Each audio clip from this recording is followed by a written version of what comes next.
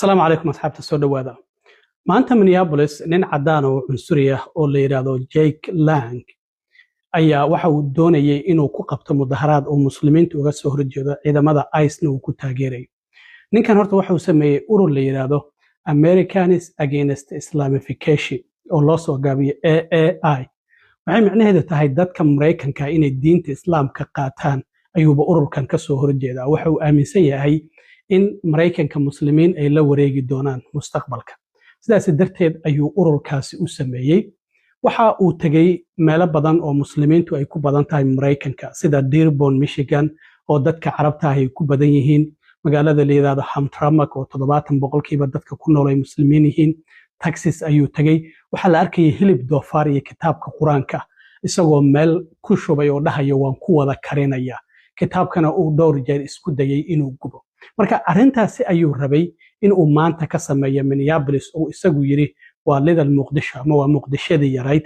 marka shalay ayuu bartiisa X ku soo qoray oo waxa uu yiri mudaharaadkaasi looga soo horjeedo muslimiinta ciidamada ICE lagu taageerayo ayaan doonaynaa inaan Minneapolis ku qabno marka xarunta dawladda hoose ee Minneapolis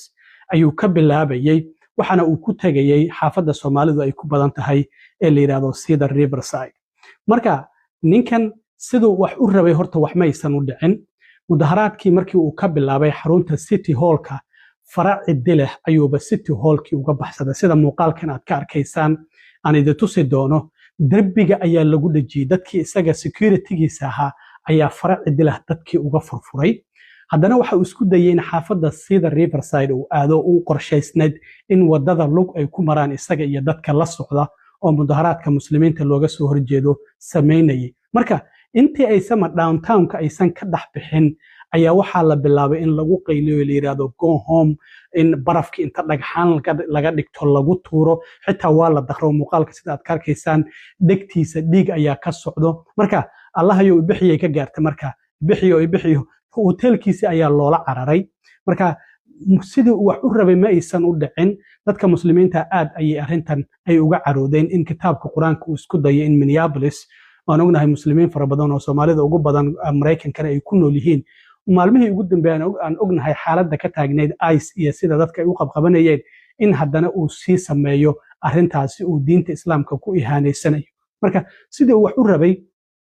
wax ma aysan u dhicin isaga ayaa ilaaladiisa iyo dadkii la socdaba faraci dilah ay ku baxsadeen waa la hareereeyay go home ayaa la dhahayay waa lagu qaylinayay erayo ayaa kala duwan ayaa lagu dhahayay marka bal muuqaalkan wax yar ila daawada markan muuqaalka hore qaybta hore waa markii dawladda hoose uu joogo